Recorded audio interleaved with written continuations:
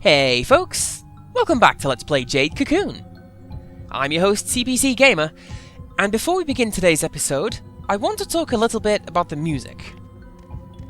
Now, I talked about how the music in the Spider Forest always makes me smile no matter what.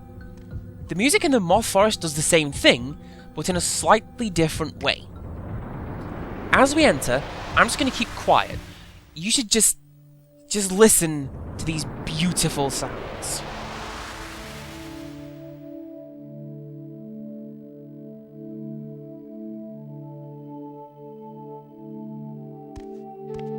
Jade Cocoon was one of the first games where I really paid attention to the soundtrack, and I recognised it as being something that I'd like to listen to outside the context of the game.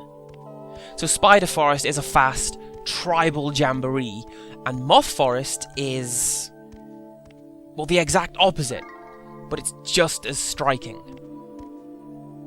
And I'm sorry, I shouldn't be walking everywhere, but I kind of feel like I should be, because it's fitting to listen to this music and just wander around in a playful, dreamlike daze. This music doesn't change. Kinda neat if it did. I love it when RPGs and video games have non-standard fight music, especially when that fight music is uncharacteristically slow and calm. Now, I need to be really careful in this forest, because I only have a finite supply of healing items, and I think I only have one revival item. Now, I do intend to catch some of those guys if I can, but, you know, not if Crowley's gonna knock them all down. So yeah, this music. When I first listened to this music, I was into whatever was big in the charts and nothing else. Like, my music collection was a lot of like overprocessed techno and movie tie-in songs. This track right here introduced me to the idea that sometimes you don't need thundering drum loops or screaming guitars. Sometimes just a collection of soft pads is just as good. And I'm glad that I'm here with a capture card, because I've tried to find a rip of the Moth Forest music online. Nothing. So I'm going to make one. I'm going to upload it to YouTube, put it in my playlist, make it my ringtone. I'm going to do everything with that wonderful, gorgeous tune, and my life will be better off for it. Now, this is a guy that I want to catch, because looking at him, I think he's going to be a tough magic user. Heck yeah, I'm going to... He's a healer monster. Not to be confused with the healer monster, because English is wacky with its language quirks like that. I don't know how I'm going to catch this guy. Like, I don't think he's going to have simple enough AI to guard when he's hurt, and I don't think that Levant can do enough damage to drop his HP to a low enough level. I kinda hope this guy is not a frequent spawn, because we've got no way of healing ourselves or our minions outside of the items that we brought in. So if we're constantly fighting a guy who's draining our mana, not good. Incidentally, at this point in the game, you can go to the Spider Forest and find two minions that don't show up anywhere else in the game, but they use instant death attacks, or they attack in groups that stun lock you in an infinite loop of putting you to sleep and then slapping you awake. It's a shame that I can't reasonably catch this guy, because if he can heal, and he can... Oh, come on, game! What the hell? I don't even care, I'm glad I beat you. Probably could have caught you if I'd been smart with Levant, but no. Oh, just look at that EXP boost, though! If I weren't pressed for health, I would want to grind here right now. Now, unfortunately, I don't much remember the layout of the forest. Hey, how's it going? I'm just gonna edge past you and steal your stuff. Nice. Can I get past you this way, too? No, I can't! Although Trish gained a level from the encounter, so... not all that bad. Now, the reason I wanted to come this way, it looks like that's this thing on the wall. It looks like that's a switch. Which of course it is not. That fight was for nothing. And now, back to exploring. And back to the topic of music, actually. The fact that the music here is the slowest and most laid-back track in the entire game, it works really well thematically. I don't know what you are, but I know I want to catch you. But yeah, the music in the forests has generally reflected what's going on in the rest of the game. Like when we got to the spider forest, we were full of hope that we were going to save the day, and the upbeat music reflected that. But now, Garai's spell has taken effect, everyone and everything in the village has fallen still, and so has the soundtrack. I don't know if that was an intentional design choice, or if it's me reading too much into things, but either way, that was an absolutely fantastic move on their part. And I don't know why I'm being cautious with Lynod's mana, because he gets about 20% of his total MP back at the end of every fight, and it's not like he uses all that much to begin with. It's just me playing cautiously, I guess. I do that. I'm the guy who hits the reload button after every shot. Be terrible on an actual firefight. Although I'd kind of like to see that implemented in a survival horror game or something like that. Any unspent ammo is lost when you reload. It'd be a really good way of building tension. Like you have the means of survival, but you have to hurt yourself in order to get them. It'd make you think a lot more about what you were doing beyond shoot, reload, repeat. You'd have to have really clever ammo placement though. Because like too much, and it'd become a non-issue. Not enough, and nobody would shoot anyway. And this is me when I come to game design. I can throw out ideas and concepts like it's nothing. I can come up with characters, plots, locations, but I can't come up with the finely tuned mechanics. I'm an idiot, ladies and gentlemen. Before I came into the forest, I was given a really good piece of armor, but I opted not to put it on, even though I talked about how amazing it is. I only realized halfway through that last fight. But I did realize it, so now I'm wearing it. Looks good, huh? There are one or two other items that change your appearance. Like there is a camouflage vest, and there's a grey one that's drenched in blood. It's interesting. Every time I played through the game when I was a kid, I ended up with the same equipment, the camo vest and the huge dragon sword. I suppose it's the same principles as all the RPGs where you actually gravitate towards the best loadout. Oh my god! This music! This music, you guys! I don't know who the composer is, mind you. I wonder what else they did. This calls for me looking up on Wikipedia at some point. And I am so lost out here. Oh hey, there's someone! Let's go ask him if he can give me direction to where I'm meant to be going. Because he looks like an honest and reasonable and trustworthy fellow.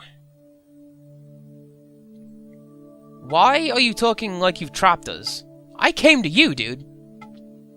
Also, I don't know if you heard it from the other two guys. I kinda kicked their asses pretty hard. Alright, hard way it is. Though actually this is going to be kinda hard, isn't it? Because if he throws out something that could beat my minions, I'm sunk. Oh, crackles. I don't have nobody on my team.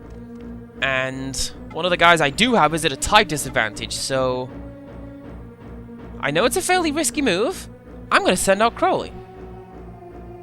As always, Crowley is not the fastest member of the team, but if he can get some hits in, it'll put a nice dent in the goat's HP, so Trish can finish him off if we need her to. Okay, let's see how this goes. Not well. Spoot. Yeah, this is a DPS race I can't win, so special attacks it is.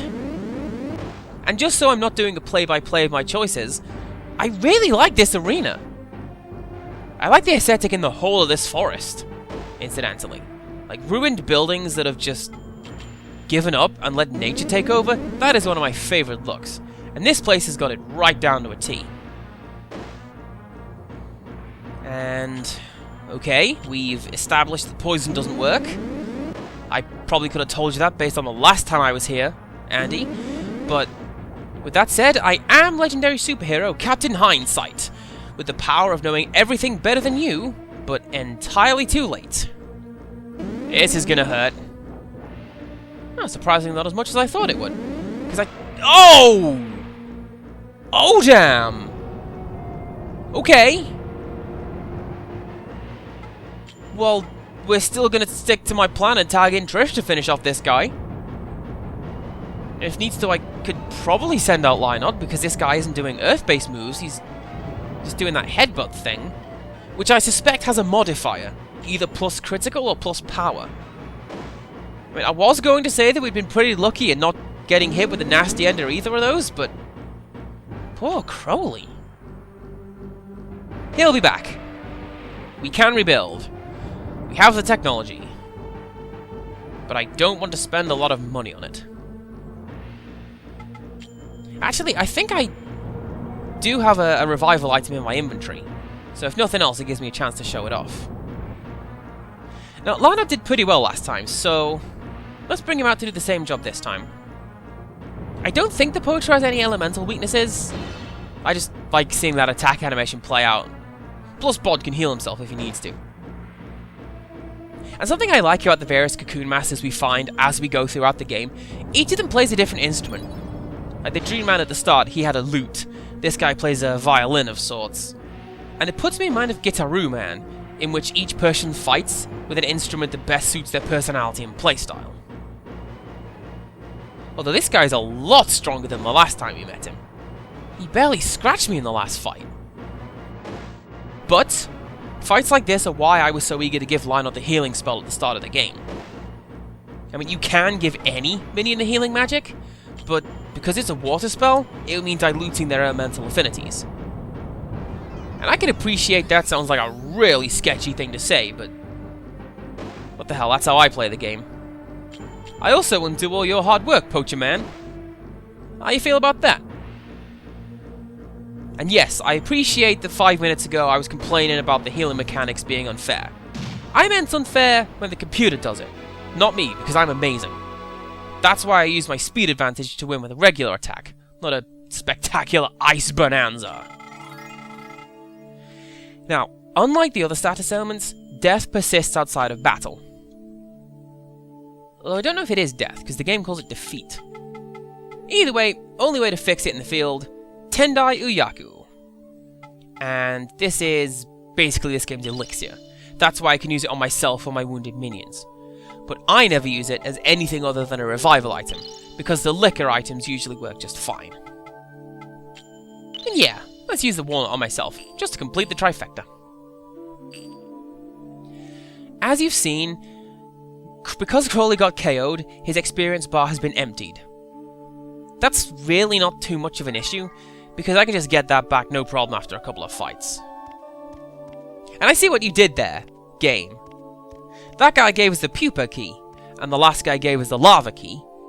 Lava and pupa are two stages in metamorphosis, specifically related to cocoons. Very clever. And that was quite a fortuitous choice to have made, actually, because usually this game will send you down a dead-end path, then send you back to go and get the key, because that's how you pad the runtime. It's a pretty lousy trick, and I'm kind of sad that the game falls for it. It's like... Is that key? It is! Excellent. Games don't give you achievements based on interrupting sentences, but they do give you achievements based on playtime, and I think that is ridiculous. Like, if you want me to play your game for 10 hours, maybe make it worth playing for 10 hours. Don't dangle a carrot and a stick in front of my nose. Similar thing, I've been watching the show Vikings lately, and it seems like a show that really doesn't want me to watch it. Like, the big fight will happen next episode. They will reach England next episode. It's a good show, it just seems like it's procrastinating quite a lot. Did you just react to the HUD noises? I think you did. Oh, QA department, you fell asleep on the job. Appropriately. Now, it is my intention to try and catch this guy, but I don't necessarily know what for. He seems to be the evolution of the enemies that we used as a basis for Trish. like how he found the evolved snakes in the spider forest. So he might be a good base for a water minion, or he might have a few tricks for Lynod. I don't know. He is speedy, I'll give him that much. Especially since Trish is a couple of levels higher than he is. I mean, speed is one of those stats that I never really paid much attention to in games like Jade Cocoon or Pokemon, because pretty much all of them just use turn-based combat and speed never factors into it. Of course, now I come to play this game with the benefit of not being a stupid teenager, I can see that if I have a really slow character, their attacks don't hit. Realistically though, that kind of thing never happened with Pokemon Generation 1. Bit of advice for you guys if you ever go back to play Pokemon Generation 1, use Psychic. Because Generation 1 was not balanced at all, and TM29's Psychic was strong against everything, and it never missed. Also, glad I caught that guy. He might come in very handy for Lynod. You'll notice that guy did a special attack that hit Trish for critical damage. If I can give Bod a plus critical modifier, I'll be set for life. I mean, the plus critical modifier hardly ever works, but the attack is as strong as a regular one no matter what, so if there's a chance to do massive damage, I'm too stupid not to take it. And given that the very first game I ever played was a fruit machine simulator, one I continue to play to this day, incidentally, you'd think I'd be smarter when it comes to playing the odds. On the other hand, gambling is how I learned to count. Like Grandad would take little baby CPC gamer down to the tracks, or watch the horses on TV, and he'd ask me to pick which number looked good so he could bet on it. Or he'd say, "Tell me when number 7 crosses the line." I also spent an inordinate amount of time of my childhood drinking in pubs. I'm amazed I turned out as well adjusted as I did. And I'm just gonna leave that line of conversation awkwardly dangling like a vestigial limb and move on. Oh, it's you! Asha is the minion that was censored outside of Japan, because inside Japan, she was a fairy woman in blackface. Like everywhere else in the world, she looks like this. Kind of a silly looking monster. I might catch one. I will call it Rowena, and only she will know why, and only she will appreciate the joke. Or maybe not, because that magic isn't super great!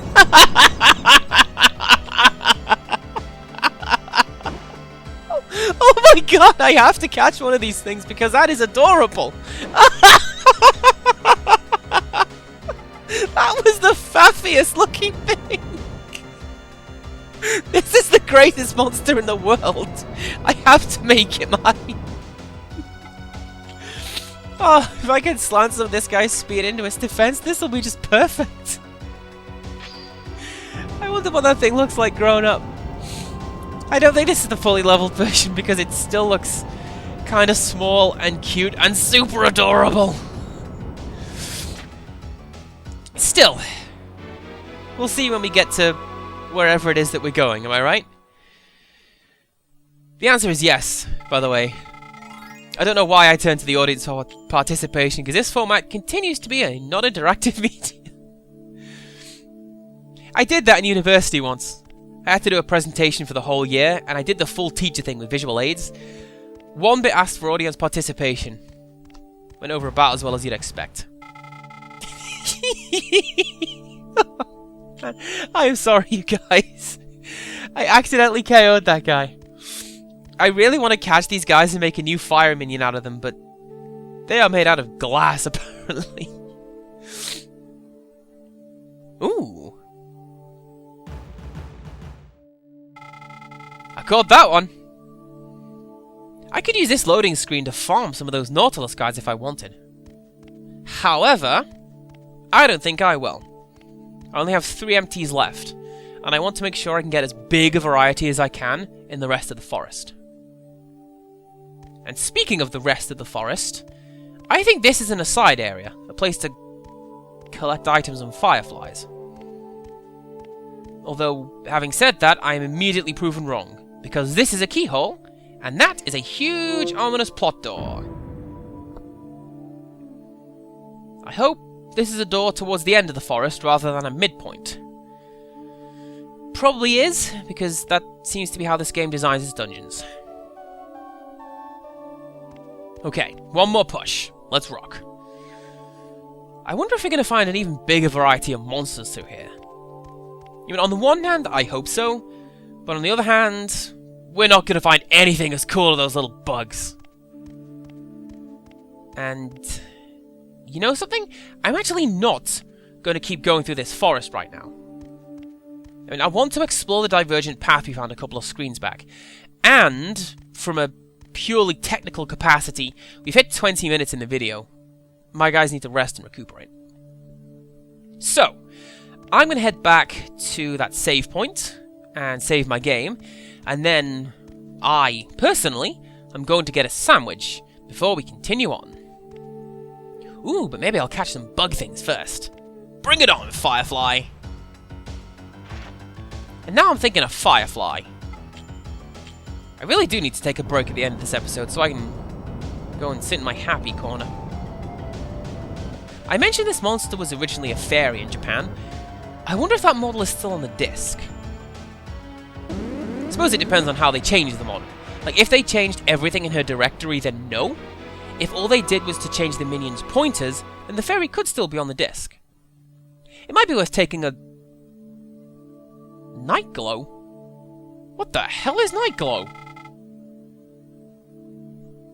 The only secret weapon I knew about was the one you get from the dragons. Blade imbued with poison? Really? Look at those stats! Hell yeah, I'm equipping that! And it's a sword, not a knife. So let's see what this bad boy looks like. Alright, that looks pretty cool. Right, yes, no. I'm going to go and save my game, and we'll be back in the next episode. So until next time, maybe not, because this game is throwing gear at me. Nice. Not going to equip it. I'm keeping the Night Glow. Alright, see you next time, everybody!